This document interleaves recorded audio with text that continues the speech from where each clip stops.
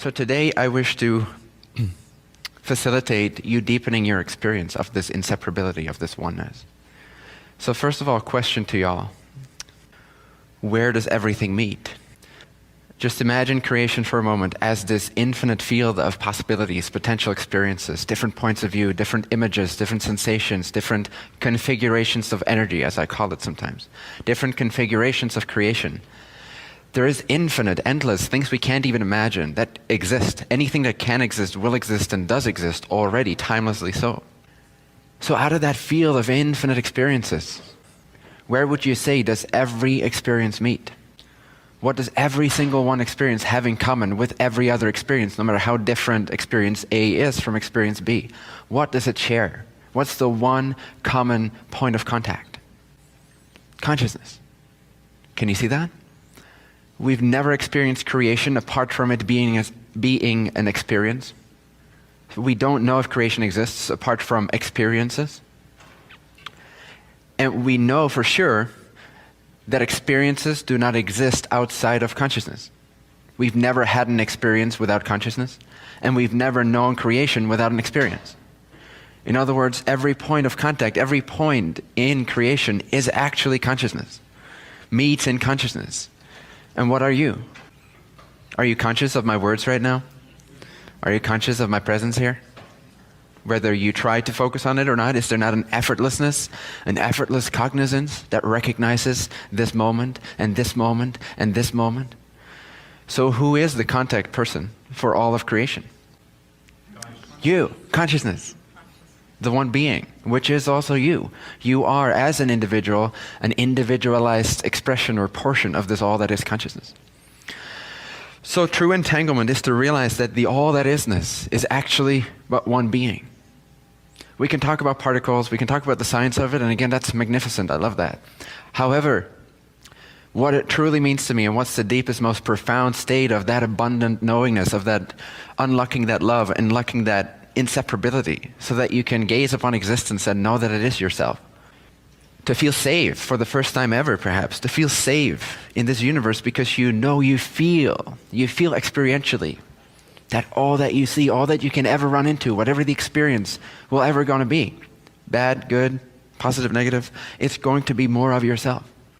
And if there's only one being, there is no unsafety. There is no needing to be careful. There is no lack. Everything that can ever be experienced is you.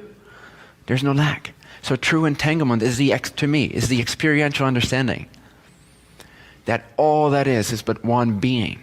Not so much that one particle communicates instantly to another copy particle spread across this physical illusion of the universe, of space-time. What's more crucial to me, and I think ultimately to everyone, is to gain that experiential understanding, that experiential feel of unity. That all is one being. And so as an analogy for that entanglement principle, that space and time really is an illusion, and that possibly, potentially, creation is nothing but a singular point, a single point of presence, a single point. It's the love affair of infinity, of the one. It's expression of itself. Space seems real, but why can't a particle communicate to another particle spread billions of light years away? It's because there is no time, there's no space. There really is no space. And one analogy that could help you gain a more experiential understanding of this is when you're watching television. When you're watching television and you get absorbed in the movie and you see this image, the scene of somebody spreading her arms and overlooking this beautiful valley with mountains in the distance and a sunset. All of that's happening, all that space, all that distance. There is the female protagonist opening her arms, there is the valley, then there's the mountains, then there's the sky, then there's the sun. There's all this depth, there's all this space, there's all this distance, there's all this time lapse. But if you step back for a second, you will see that both the distance, both the sky, both the sunset, as well as the woman in front of the scene, they're meeting as one pixel. They're meeting in a two-dimensional flat screen. Hopefully you have a flat screen by now. And you can see that it is two-dimensional. Otherwise you could still fool yourself, maybe it's inside of the television. But if you have a flat screen, it becomes very obvious that actually everything that's over there is happening right here even though there's this whole sense of space.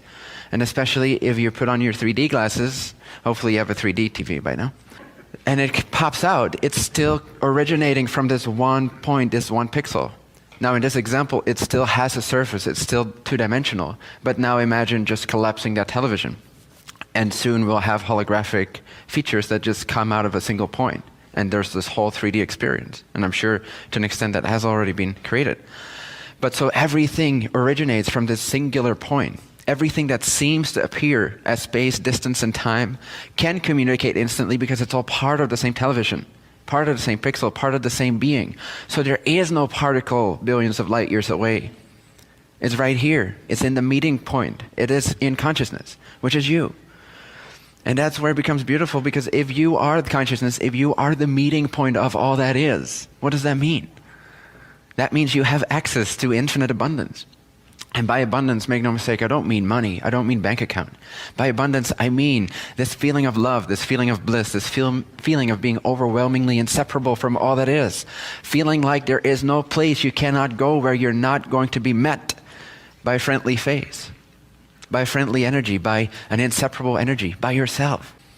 So that you can walk fearlessly, naturally, not because you're cocky, but because you know and you feel and you've experienced, experientially, you've understood that you are one with all that is, and that all that is your being, and that you are the meeting point of creation. And there is no sense in living your life without this sense of overflowing abundance. There really is no sense in living your life without tapping into this love, into this bliss. You are a creature of bliss. You are an infinite point that is containing every other point of existence, because there is no space, there is no time. That means that your very consciousness is the root of everything in creation, even the things you do not experience with your brain consciousness. The consciousness you can tap into as your I am, I exist, I am here, I am consciousness. The meeting point of all of your experiences. What if you dive deeper into that consciousness and you can transcend one more step? And you can start to see that not only am I am the meeting point of all of my lifetime's experiences, but possibly, if I let it, I can even start glimpsing the fact that this same consciousness actually is experiencing all of creation's points of view at the same time. Past, future, space, time, distance, location, alternate realities, things we don't even know about. The very same consciousness you can tap into right now if you just take a deep breath for a moment and relax, like a sigh, just like relax your body, relax your mind. Take one more deep breath, and for 2 to 5 seconds, just give away all your thoughts. Don't own anything. Don't claim to own, to know anything. Everything is creation. Everything is the universe. Give your thoughts back to life, to God, to creation. Give your thoughts back for a second. Disown everything about yourself for just 2 to 5 seconds. Be absolutely empty. What remains? Is there not a clarity? Is there not a consciousness? Is there not a presence? Is there not I exist?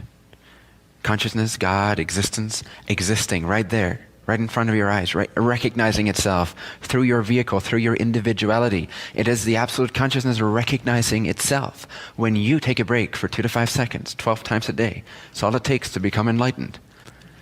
Recognize your natural, already present state for 2 to 5 seconds, 12 times a day, and you're set. Give it a couple months, and you're set. In terms of that basic clarity, enlightenment's just a start, by the way. It's a waking up. It's just a start. And then you can start to discover, as you deepen into this experiential understanding of the universe being inseparable, you can start to actually feel and experience that you are at one with the things you see. But even that is still a relative level of experiencing. But I can look at you and I can sense you. I can feel you inside of my consciousness. I can feel this room inside of my consciousness. But that's still just a step. That's not the end result. Even more profound step of unity is that you simply know, it's an experience that I can't really describe, but you know from wherever you are, you know that you transcend all of space and time and are inclusive of all of space and time and all the potential creations that could ever be created. You feel that you really are the meeting point of all of existence. And again, not in an arrogant way. This is transcendent of the personal self idea. And yet it's very personal. It's very intimate. It's very usable. It's very applicable. It's very everyday life kind of stuff.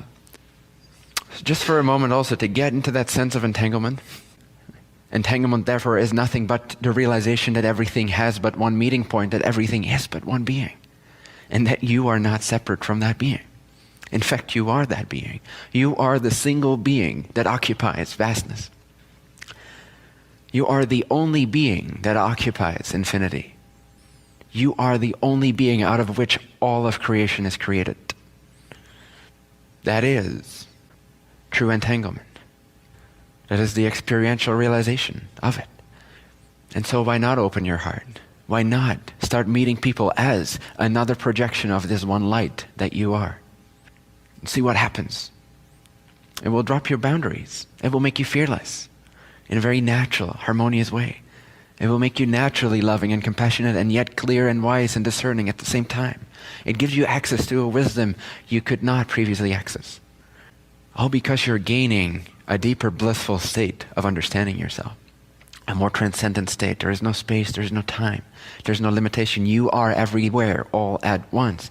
Therefore, it's no wonder that one particle can communicate to another particle, because it's the same particle already. Before they've ever met inside of the illusion of space-time, it already was one particle. In fact, every single particle is one particle moving at infinite speeds, appearing next to itself, creating the illusion of space-time.